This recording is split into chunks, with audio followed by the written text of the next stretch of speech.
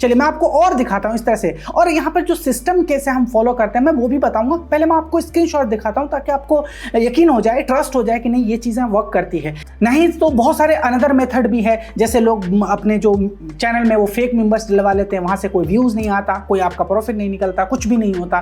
तो उन सारे मेथड से मुझे सबसे बेस्ट फेसबुक एड्स लगता है, और जो जानते हैं इसके पावर को वो इस तरह का एड रन करते हैं और वो स्पेंडिंग भी करते हैं।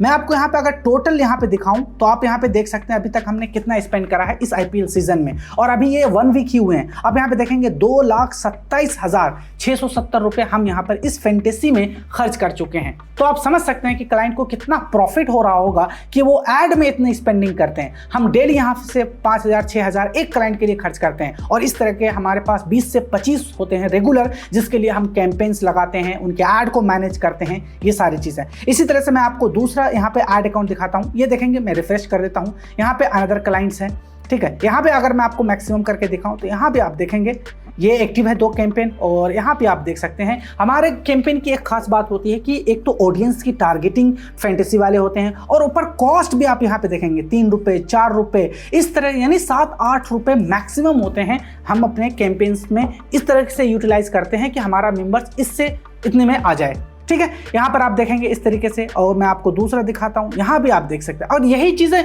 ये सिर्फ डैशबोर्ड में नहीं है, मैं आपको टेलीग्राम पे भी लेके चलूंगा, क्योंकि जब मैं क्लाइंट के साथ काम करता हूँ तो उनके टेलीग्राम का एडमिन मैं एक्सेस लेता हूँ, मैं लिंक क्रिएट करता हूँ, और उस लिंक से जितने भी मेंबर्स उनके चैनल्स में आए वो मुझे दिख रहा होता है। तो इस तरीके से यहाँ पर मैं यहाँ भी मैक्सिमम करता हूँ, और यहाँ पे देखेंगे ये एक अनदर क्लाइंट है, और यहाँ पे आप देखेंगे, देख सकते हैं यहाँ पे रिफ्रेश में कर देता हूँ, आपको लाइव ये सारी चीजें दिखा रहा हूँ। 312 मेंबर्स और 4 रुपये यहाँ पे आपको मेंबर्स दिख रहे हैं, इस तरीके से पर मेंबर्स आ रहे हैं।